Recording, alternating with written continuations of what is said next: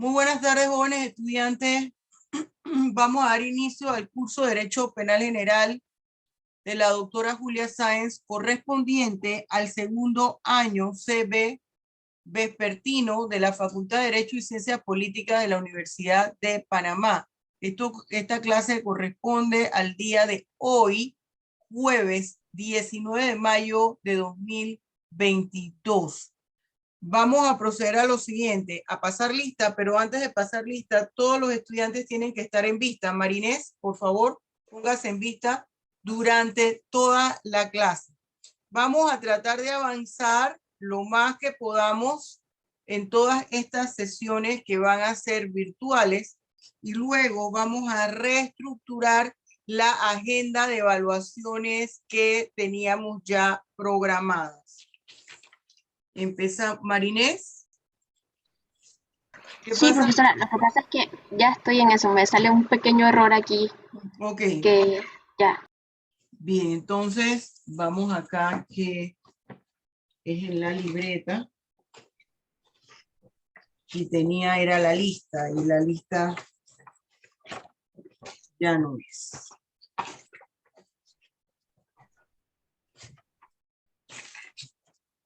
Bien. Hoy es 19. Empezamos. Emily Cubilla. Presente, profesora. Me dicen presente, por favor, y así queda grabado. Emily Cubilla, presente. Ajá. Marlena Fernández. Presente, profesora. Rapidito, porque aquí se va el tiempo. ¿Ah? García Estefanía. No está. La Bastille Jacqueline. Yo la vi que entró. Presente, profesora. Bien. Muñoz Angélica. No está. Peralta Yamila. Presente, profesora. Bien. Kelne Jesús.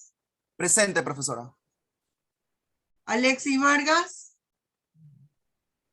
Presente, profesora. Javier Velázquez. Presente, profesora.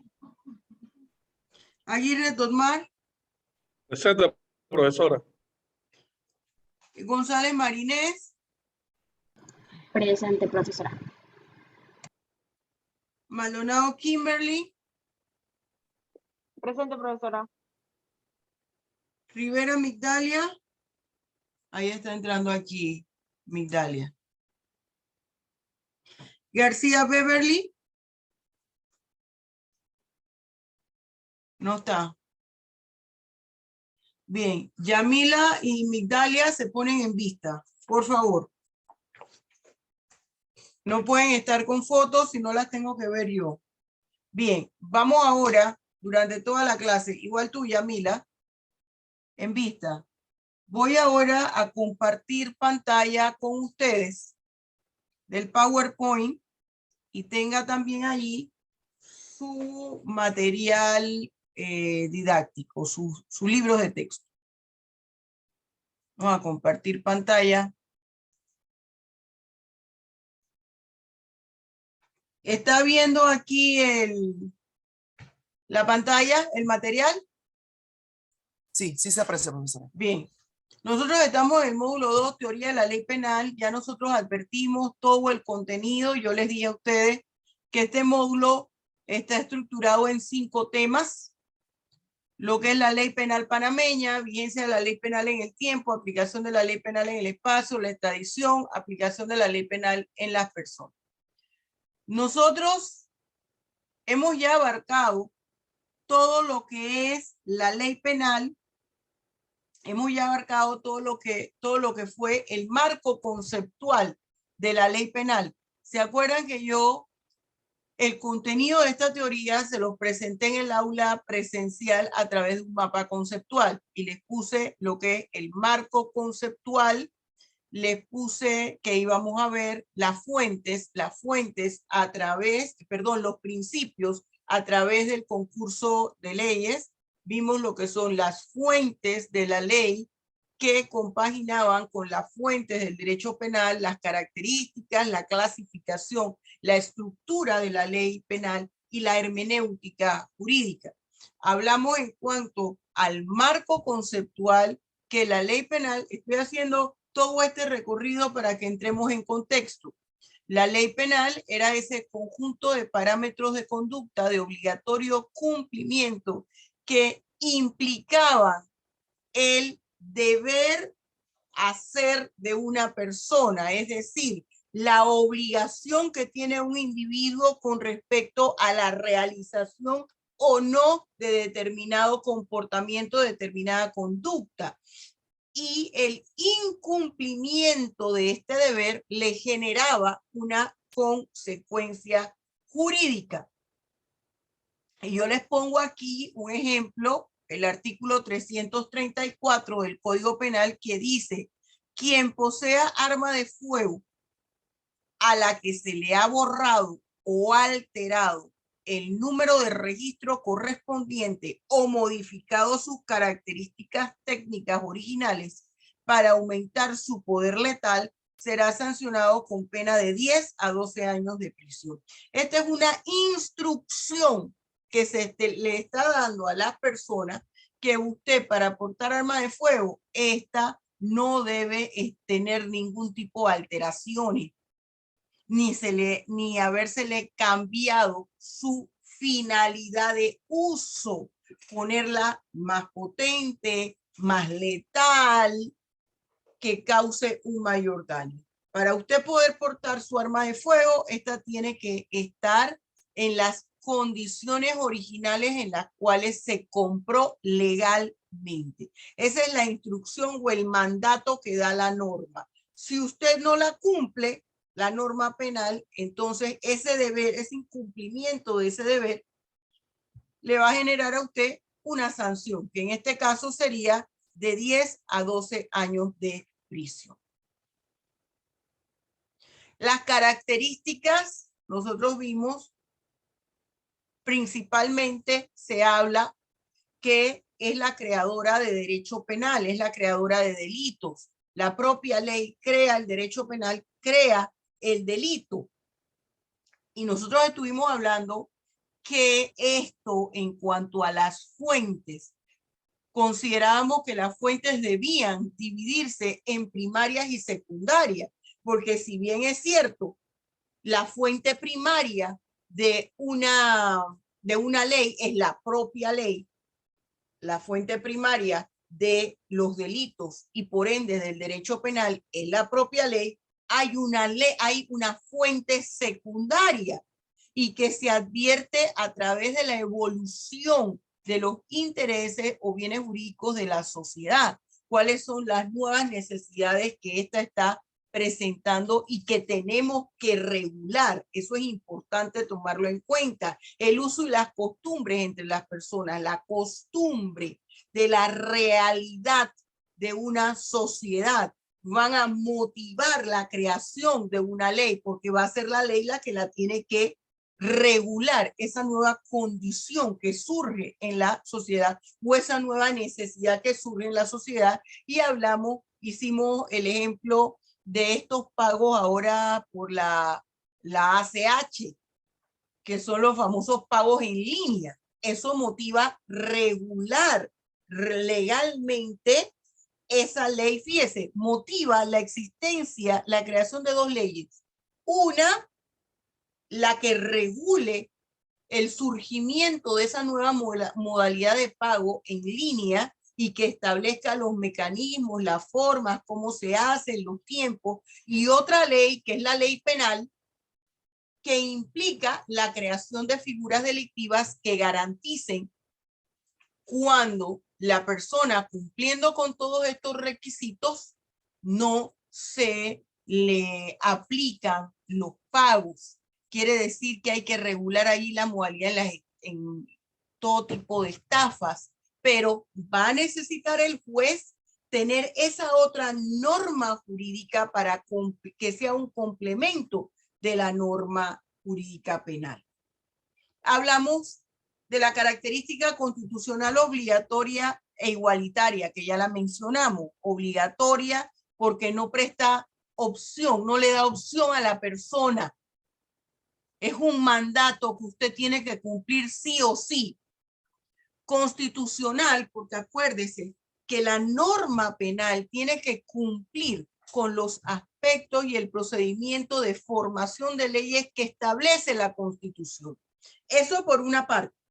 Por otra parte, no puede tener contenidos que afecten el título tercero de la Constitución política, de toda la Constitución en términos generales, pero estamos hablando del título tercero. ¿Por qué? Porque el título tercero habla de los derechos y deberes individuales y sociales. Y dentro de esos derechos y deberes individuales y sociales del título tercero está el capítulo primero que habla de las garantías penales. Luego, teníamos aquí, aunque aparece con características, pero además de características, también son principios que nosotros vimos, dos principios fundamentales, el de prevención y el de protección que tiene la ley penal.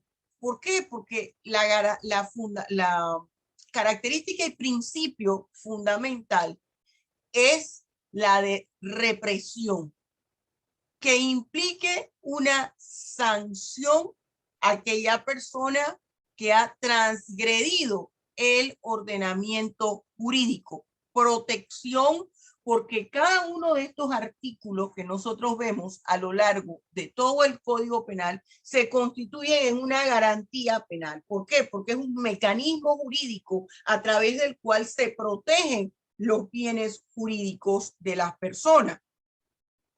Debe ser justa y habla que tiene que tener una finalidad y una funcionalidad. La ley penal dentro de las escuelas lleva un enfoque causalista, un enfoque funcionalista y un enfoque finalista. ¿Por qué?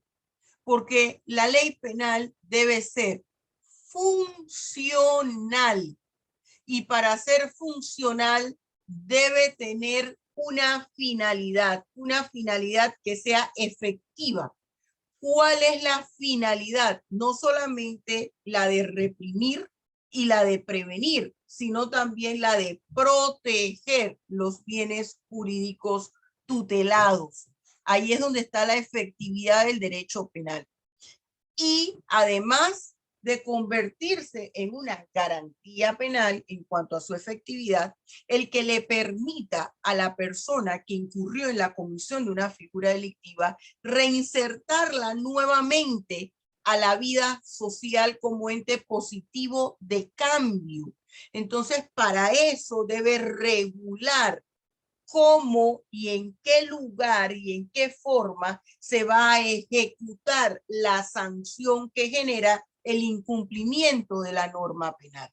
Y tenemos entonces un artículo 28 de la Constitución que define cuál va a ser el sistema penitenciario que se aplique. Y aquí hablamos del sistema progresivo técnico, mediante el cual se hace una resocialización y rehabilitación del individuo, es decir, del victimario, del sentenciado que transgredió el ordenamiento jurídico.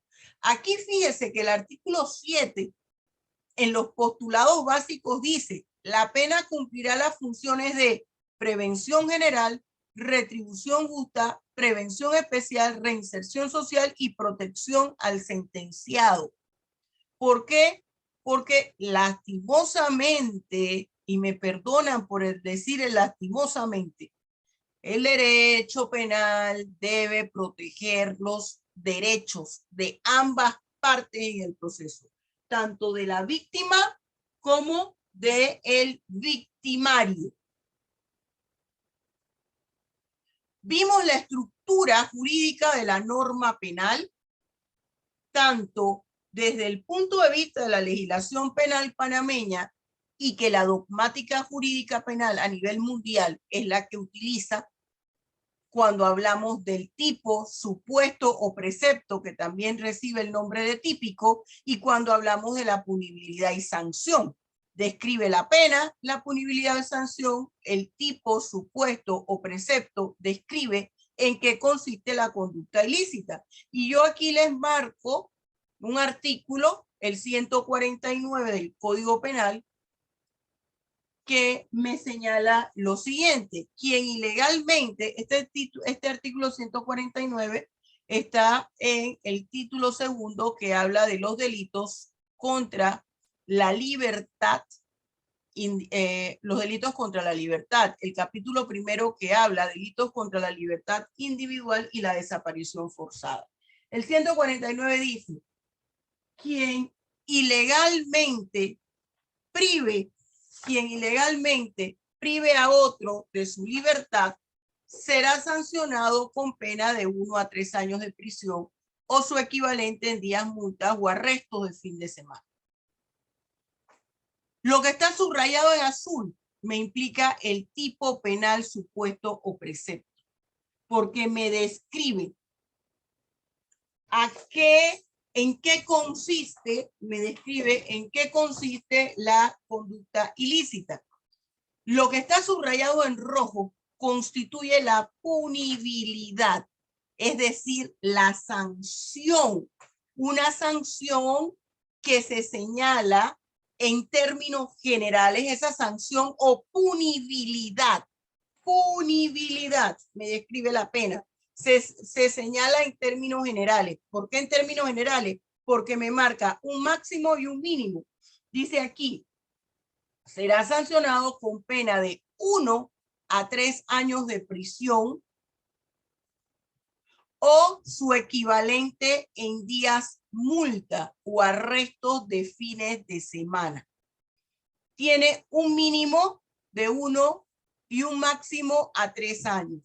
Y tiene además o su equivalente en días, multas o arrestos de fines de semana. Es decir, aquí hay una alternatividad de las sanciones. Ese 1 a 3 años se puede convertir en días, multas o arrestos de fines de semana. Si la persona, y luego en su momento nosotros veremos en la parte de las consecuencias jurídicas del delito, que corresponde al segundo semestre, cómo se hacen las convergencias de las penas. El juez puede decidir aplicar los días, multas o aplicar el arresto de fin de semana. Si la persona lo incumple, retorna a los años de prisión, a su cumplimiento dentro de un centro penitenciario. Habíamos dicho también, habíamos hablado de una clasificación en cuanto a la estructura de la estructura de la norma penal de Santiago Mirpuy. Solamente esa parte del derecho penal español es quien la contempla, pero yo se la señalaba por si acaso usted en aquellos momentos que tuviese la oportunidad de leer, usted iba a ver algún señalamiento, los que vayan a estudiar alguna especialidad en España, por ejemplo, van a ver la clasificación que hacía Mirpuy.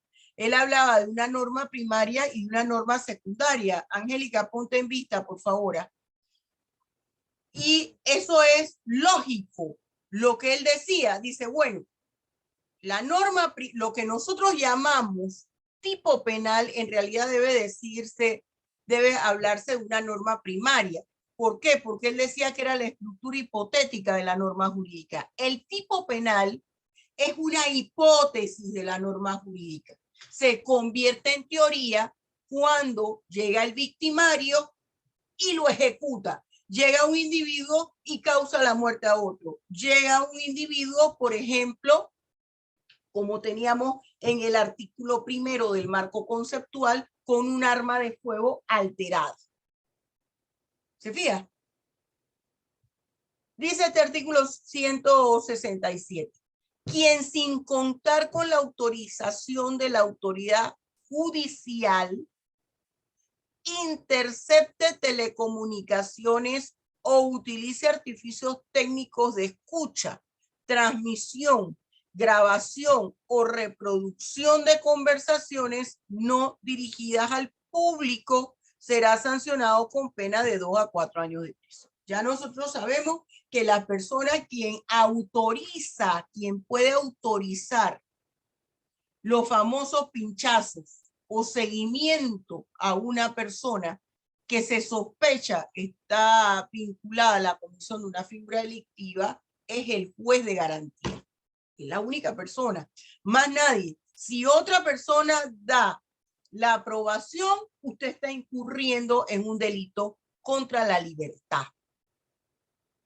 Esa parte que me describe en qué consiste esa conducta ilícita, según Mirpuy, penalista español, oriundo de Barcelona, en paz descanse, esa parte recibirá el nombre de norma primaria, que es lo que nosotros conocemos como el tipo penal.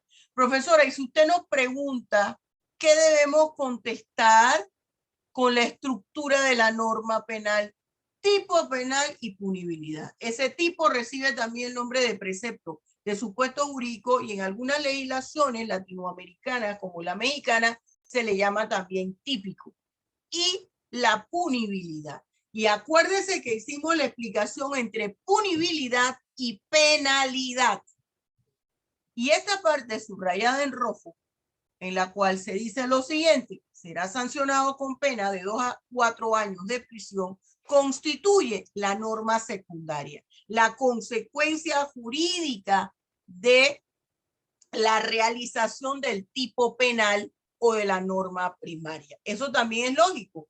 Si no se causó la muerte a la persona, no se va a recibir los años de prisión.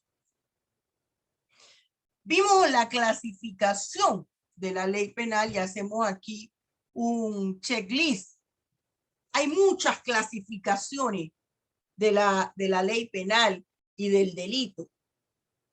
La más práctica, la más común, es la que clasifica la norma penal en dos grandes grupos, atendiendo al tipo penal y atendiendo al tiempo, duración o vigencia de la norma penal. Cuando usted escucha clasificación según el tiempo de la ley penal, se está refiriendo a la vigencia de la norma penal.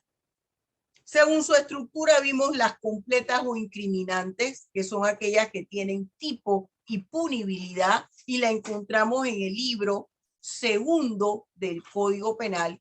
Están las incompletas, que tienen una subdivisión de aplicativas, se llama aquí con el cursor, aplicativas o de aplicación, las que plantean principios generales o postulados básicos, establecen criterios de hermenéutica o de interpretación de una norma, y las que ofrecen el significado de términos que consideran importante. Acuérdese una cosa, que estas normas incompletas generalmente están en el libro primero, pero ya yo les demostré a ustedes en el libro primero del Código Penal que pueden estar en el libro segundo del Código Penal, y revisamos unos artículos en el título 15 de los delitos contra la vida, de los delitos contra la humanidad. Y vimos cómo en la figura delictiva contra el derecho internacional humanitario, cómo nos definían cuáles eran esos bienes y cómo se podían aplicar, cuáles eran esos bienes y personas que estaban protegidas por el derecho internacional humanitario. Es decir, estas están tanto en el libro primero como excepcionalmente pueden estar en el libro segundo. Permítame un segundo, por favor.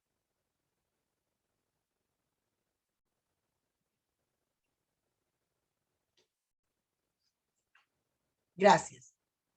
El tercer aspecto, la tercera clasificación, eran las leyes penales en blanco. Esas leyes penales en blanco, pudiéramos decir, aunque no las maneja así la gran parte de la doctrina, que es una forma de una ley incompleta. Solamente se los digo en términos generales. Su ubicación es aparte. su ubicación es aparte. Esas leyes penales en blanco tienen solamente una de las dos estructuras de la norma jurídica completa o incriminante. La norma jurídica completa o incriminante tiene el tipo penal y tiene la punibilidad. Y las leyes penales en blanco manejan solo una de esas dos partes. Y generalmente la que no tienen, es el tipo penal. Generalmente tienen es la punibilidad. En cuanto al tiempo de duración o vigencia, están las leyes permanentes, las leyes temporarias, están las leyes excepcionales.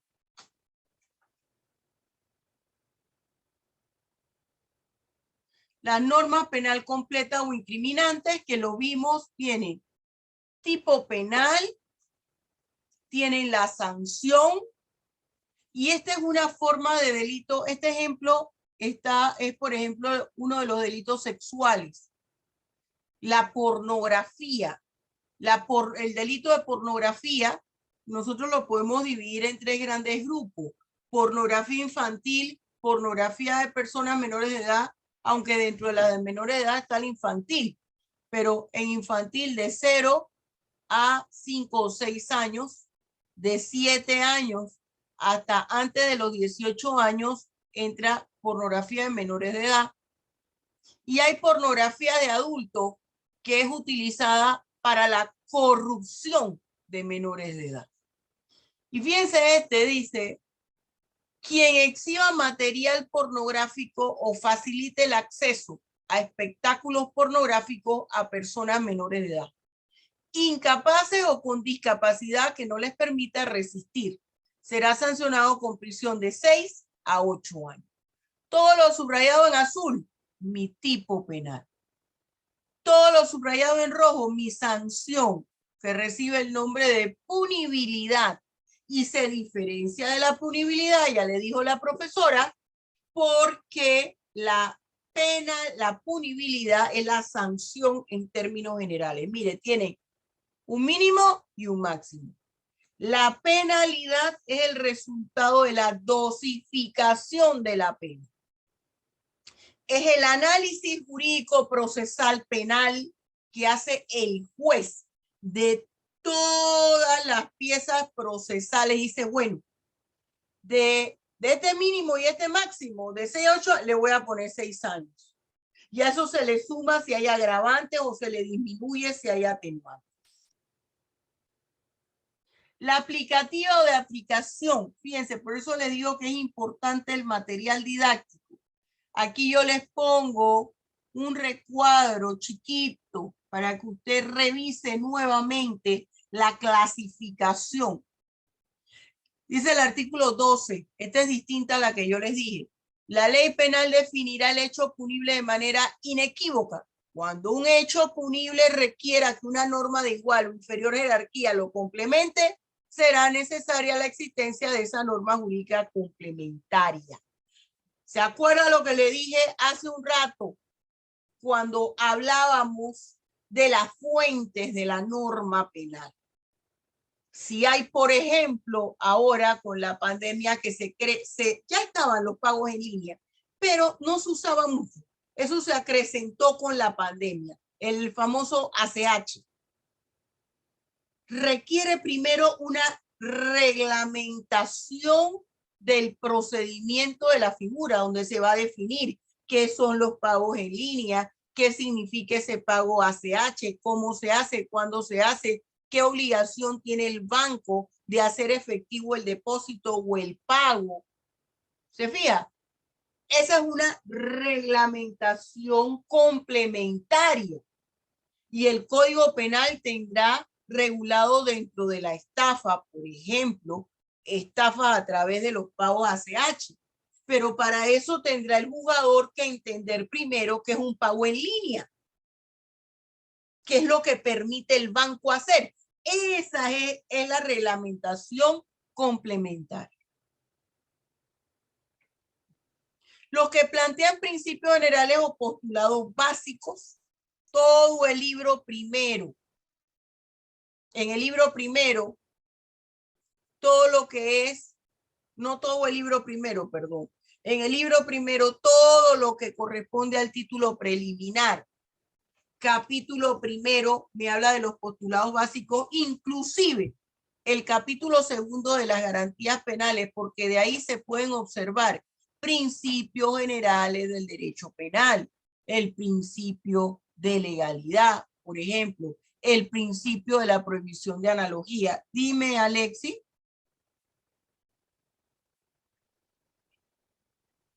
No te escucho.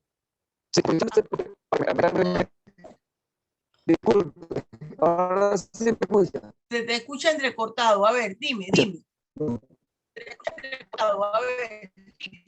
Es que hace unos días leí que Voy a habilitar el chat. despenalizar que Te habilité el chat para que lo escribas. Porque se te escucha entrecortado. Bien, en lo que Alexis escribe la pregunta que tiene, entonces estábamos hablando de la prohibición de analogía en materia penal, porque eso se entiende. Ya hemos visto cómo dos personas pueden cometer el mismo delito, pero de forma diferente. Y la penalidad tiene que ser distinta. Está la prohibición del doble juzgamiento. A una persona no se le puede juzgar dos veces por el mismo hecho. No es que si ya una vez cometió homicidio, ya nunca más se le puede sancionar por homicidio. No. Si cometió el homicidio, el señor Z cometió homicidio en perjuicio del señor O, fue a prisión, pagó su pena, sale de prisión porque cumplió con su pena, ya no se le puede procesar otra vez por el homicidio de la señora O. Pero si él comete otro homicidio, se puede ser procesado por él mismo.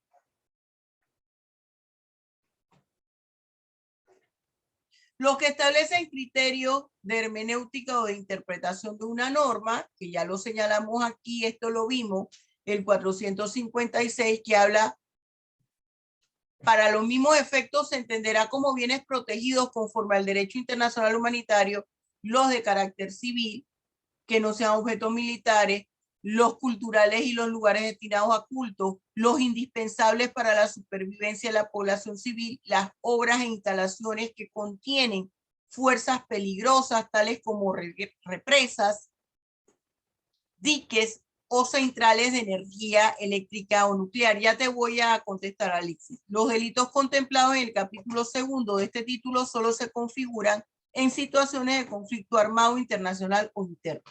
Profesora, ¿por qué no es de definición de conceptos? Porque no me está definiendo los bienes protegidos por el derecho internacional humanitario. Me los está identificando y me está diciendo, le está diciendo al juez en qué momento y en qué situaciones él puede hablar que se cometió el delito contra los derechos, contra el derecho internacional humanitario, los derechos protegidos, derechos y bienes protegidos por el derecho internacional humanitario. Cuando en situaciones específicas de conflictos bélicos de naturaleza interna, lo que nosotros llamamos comúnmente como las guerras civiles, o los conflictos internos de naturaleza internacional, guerras entre un estado y otro, guerras mundiales.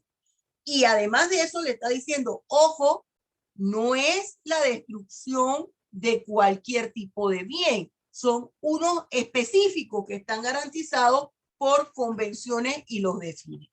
Me pregunta Alexi lo siguiente: la estafa por debajo de $1,000 se despenalizó en nuestro país. ¿Puede retroceder en derecho penal? A ver, si quiero entender esta pregunta. si el despenalizar la estafa por $1.000, es decir, se pasa a otra esfera, ese tipo de actos pasa a otra esfera. No es que quede en el aire, sino que se va a resolver en otro ámbito. Puede retrocederse en derecho penal. ¿Qué quiere decir? Que si se regresa, puede regresar nuevamente al derecho penal. ¿Eso es lo que tú me quieres preguntar? No, hazme así con el dedo porque no te entendés. No, tú quieres preguntar que si eso implica echar hacia atrás el derecho penal. Bien, no, eso no, desde mi punto de vista, creo que no implica echar hacia atrás el derecho penal. Lo que pasa es que estas son acciones que van de la mano con el principio que señala que el derecho penal debe ser de mínima intervención, que el derecho penal no lo utilicemos como el pomo de mentolatum o de Vivaporub que lo utilizamos para todo. Si te sale un grano en la cara, que si tiene gripe te lo pones, que si tienes dolor de cabeza te lo pones. No, sino que sean para aquellas cosas extremadamente necesarias en que tiene que intervenir el Estado como ente regulador, como mano, como brazo ejecutor de la justicia a través del derecho penal. Debemos tratar de resolver los conflictos en otras esferas. Por eso es que se ha desarrollado lo que es la justicia de paz, que dicho sea de paso, yo no la comparto. Sin embargo, yo no soy la que hago las leyes. Eso es lo que sucede, Alexis. No es retroceder en el derecho penal, es aplicar uno de los principios que lo rigen. Luego tenemos las que ofrecen significados de términos que consideran importantes. Y aquí yo les cito el artículo 27. Ese artículo 27 del Código Penal que está en el capítulo 3, que me habla de dolo, culpa y sus excepciones, que se encuentra en el libro 1, que habla de la ley penal en general, título 2, hechos punibles y personas penalmente responsables. ¿Qué me dice ese artículo 27? Me dice, actúa con dolo quien quiere el resultado del hecho legalmente descrito y quien lo acepta en el caso de representárselo como posible. Aquí nos manejan el concepto de dos tipos de dolo que existen en Panamá. El dolo directo o específico y el dolo indirecto o eventual. Este artículo 26, y ya le di el 27 como un ejemplo, pero aprovecho que tengo aquí este texto legal abierto, síganme con el cursor para hablarles del 26. El 26 es el vivo ejemplo a través del cual se puede explicar que nuestro Código Penal tiene un enfoque mixto, es decir, abarca causalismo, abarca finalismo, abarca el funcionalismo, recoge la esencia de todas las escuelas penales. Porque dice, fíjese, para que una conducta sea considerada delito, debe ser realizada con dolo salvo los casos de culpa previstos por este código. Bien, pero ¿qué pasa en el segundo párrafo? Dice, la causalidad por sí sola no basta para la imputación jurídica del resultado. Ahí me abre la puerta. Ahí me abre la puerta para que analicemos no solo lo que me dice mi tipo penal, si fue por dolo o fue por culpa. Yo tengo que analizar las causas que indujeron a un individuo a cometer la figura delictiva. Es decir, tengo que tomar en cuenta tanto la comisión del delito como la comisión del delito como el delincuente. Es decir, es importante delito y delincuente. ¿Para qué? Para poder establecer una correcta individualización de la pena y que con la ejecución de esa pena se logre la resocialización del individuo. Ahí recoge escuela causalista, escuela positiva, escuela ecléctica y todas las escuelas que se encuentran dentro de la ecléctica.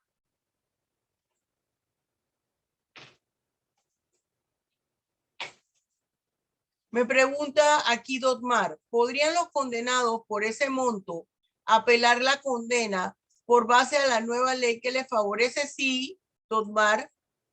Sí, porque nosotros vamos a ver ahora los principios, dentro de los principios de la ley, pues están tanto el principio de ultraactividad de la ley como el principio de retroactividad de la ley. Ultraactividad de la ley, lo que ocurre, la ley que entra en vigencia después de la comisión del hecho delictivo.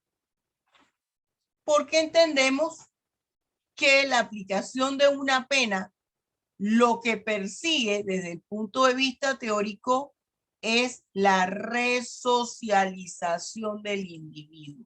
Beverly, active su cámara. No puede estar con la cámara apagada, tiene que estar en vista. ¿Qué me dice aquí las leyes penales en blanco? Las leyes penales en blanco, esto también lo vimos, el artículo 132 del Código Penal, donde me dice, el delito previsto en el artículo anterior será sancionado con pena de 20 a 30 años de prisión cuando se ejecute, y habla que la persona de un pariente cercano, con conocimiento de una mujer grávida, y ahí se va hasta el último con el fin de extraer un órgano vital a la víctima. ¿Qué pasa aquí? Esta es una ley penal en blanco. ¿Por qué? Ella está remitiendo a otra norma, donde la otra norma describe en qué consiste la conducta ilícita y ella solo se ocupa de definir, de establecer la consecuencia jurídica del delito. Las leyes permanentes. Aquí estamos en cuanto a la vigencia de la ley. Esta ley permanente es la que está por siempre hasta que exista otra norma que la derogue. Y por ejemplo, en nuestro Código Penal, en el título 16, disposiciones finales, capítulo primero, dice, este código deroga el Código Penal adoptado por la ley 18 de 22 de septiembre de 1982, con sus reformas y adiciones. Pero esta era una ley permanente, el Código Penal, y solo lo deroga otra ley. Están las excepcionales y las temporarias.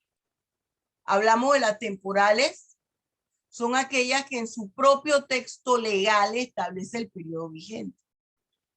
Ah, bueno, es que esta ley va a estar vigente del 5 de junio del 2022 al 8 de marzo del 2023, por ejemplo. Y las excepcionales, que son aquellas que dependen de algunas circunstancias. Si hay, por ejemplo, una catástrofe en el país, un temblor, inundaciones, un tornado. Bueno, aquí en Panamá, gracias a Dios, no tenemos tornado. Aquí es de temblar, pero poco. Raras ocasiones. Entonces se supone que mientras esto ocurre, se dictan algunas leyes para ayudar a la población, y cuando ya terminan los efectos que causó esa ley, eso se elimina. Las normas jurídicas que se dieron, por ejemplo, por el COVID-19, que las personas podían, ajá, está bien, Yamila. Estoy viendo que aquí Yamila dice que está teniendo problemas de conexión. Las personas, por ejemplo, que dieron una ley de moratoria por la situación del COVID, que habían perdido el empleo, para que pudieran hacer arreglos de pago y una serie de situaciones. Cuando se acaba la pandemia como tal, ellas también finalizan. Entramos nosotros a lo más interesante de la teoría de la ley penal, que es la interpretación de la ley. En la interpretación de la ley, nosotros entramos al ámbito de la hermenéutica jurídica, y aquí yo les pongo el marco conceptual y la naturaleza de la ley. ¿Qué pasa con el marco conceptual en cuanto a la interpretación de la ley penal? La interpretación de la ley penal es explicar el sentido de la ley, el contenido de la ley. Entonces entramos al ámbito de hermenéutica jurídica. La hermenéutica jurídica en el ámbito penal. Y aunque algunos piensan que la hermenéutica es una disciplina, yo considero que es una ciencia porque tiene objeto y método de estudio.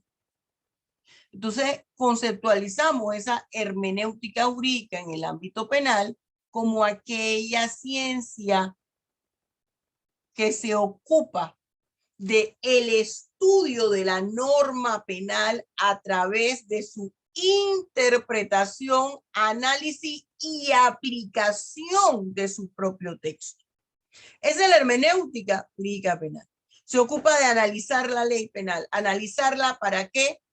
Para poder no solamente entender el sentido de la norma, sino para poder aplicarla. No solo se analiza la ley para entenderla, sino para poder aplicarla. Por eso es que todo lo que tiene que ver con hermenéutica jurídica entra dentro del ámbito del deber ser, que es la filosofía, y dentro de la filosofía entra en el área de la epistemología jurídica. ¿Por qué en el área de la epistemología jurídica? Porque lo que se pretende es entrañar el deber ser de la norma jurídica, poder comprender lo que en realidad perseguía el legislador al momento de diseñar la norma jurídica. Entonces aquí entra un dilema en la naturaleza de la naturaleza jurídica de la interpretación de la ley, de la hermenéutica jurídica penal. Soy de la opinión que su naturaleza es eminentemente filosófica y que se ocupa de crear derecho. La mayoría dice que no se crea derecho, pues yo pienso que sí. Porque cuando yo estoy analizando una norma penal, puedo encontrar las respuestas a vacíos legales. Puedo encontrar la respuesta a la aplicación correcta de una norma jurídica penal. Y estoy creando derecho con esto. Ahora, fíjese usted una cosa. Fíjese aquí, la clasificación de la interpretación de la ley penal. Usted ve que aquí, ¿qué es lo que vamos a ver con la clasificación de la interpretación de la ley penal? Las diferentes formas como podemos tratar de entender o tratar de analizar el Código Penal, tratar de analizar cualquier norma penal, tratar de analizar y comprender cada uno de esos artículos que componen, que conforman el Código Penal panameño o cualquier código penal. No necesariamente tiene que ser el Código Penal panameño, cualquier código penal. Y aunque aquí hacen una diferenciación entre lo que es la interpretación de la ley penal según el resultado, según el origen y según el método, yo les voy a decir a ustedes que no es recomendable utilizar un solo procedimiento en la interpretación de la ley penal. Es la conjugación de todo, porque es que ya el mundo no se puede mirar a través de una sola forma, de una sola perspectiva. El mundo ya se aprecia en una forma tridimensional, holísticamente. Ya nosotros no podemos decir, bueno, es que desde este punto de vista solamente voy a realizar un análisis. No. ¿Por qué? Porque nuestro análisis quedaría pobre. Sin embargo, yo le voy a ustedes a individualizar cada uno, señalándole los aspectos más importantes, pero el análisis, la hermenéutica, la interpretación de la ley, la vamos a hacer utilizando en conjunto los 3 métodos. Y esto va en concordancia con su libro en Códigos de Estudio, a partir de la página 32, 31, 32, que me habla de la estructura de la norma penal y el estudio de la norma penal en su código de estudio. Usted se lo debe estudiar. Allí yo le pongo de forma gráfica en su libro de estudio del Código Penal todos los pasos para realizar el análisis y la interpretación de la norma penal. Mire, faltan 3 minutos para que se acabe la clase porque son las 4:57 y no quiero cortar esto. Quiero que me digan si hay preguntas. No quiero dejar la interpretación a la mitad. Quiero que me digan si hay preguntas sobre todo lo que hemos dado. Y también que necesito platicarle algo. Preguntas sobre lo que hemos dado hasta ahora, o todo lo tiene claro. Hable ahora o calle para siempre. A mí me parecía que Rivera había entrado y ahora no la veo.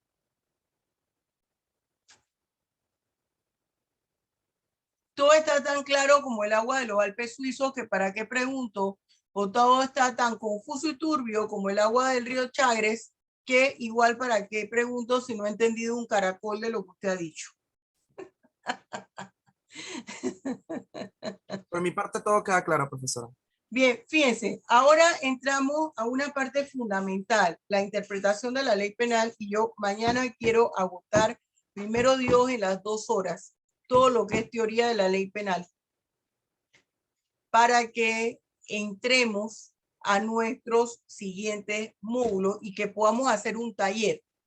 Vamos a hacer un taller el próximo jueves, porque mañana terminamos. El próximo jueves, y yo creo que yo les dije a ustedes, usted tendrá que analizar todo su título primero y título segundo del libro segundo del Código Penal. ¿Cómo lo va a analizar? Vamos a hacer la hermenéutica jurídica, la interpretación de la norma penal. Va a identificar tipo penal, punibilidad, verbo tipo, clase de norma penal ante la cual nos encontramos y le va a incorporar la interpretación, los pasos que vamos a estudiar mañana. ¿Estamos claros? Profesora, ¿y cómo usted se va a dar cuenta de manera virtual que todo lo hicimos? Eso es facilito. Yo voy llamando y le voy a ir preguntando un artículo al azar que usted no sabe cuál es. Entonces, si usted no lo hizo, usted va a empezar y yo inmediatamente lo voy a captar. ¿Qué le parece? Fíjense hoy. Las clases de la tarde me las aprobaron de manera virtual. Las de la mañana se siguen dando de manera presencial. No sé qué vayan a decir las autoridades. Hoy hay una junta de facultad extraordinaria para ver lo de la acreditación de la universidad y todo lo que tenemos que hacer los profesores, en todo lo que tenemos que colaborar para la acreditación universitaria. es probable que allí también se aborde el tema de lo que estamos viviendo ahora del COVID. Pienso yo que los profesores lo abordarán, no sé. Entonces nosotros vamos a estar dando las clases de manera virtual. Hay agendado exámenes. Ya te doy la palabra, Dugmar, antes de que se me vaya la idea. Hemos agendado exámenes. Sin embargo, tenemos que reestructurar esos exámenes y la forma como lo vamos a realizar.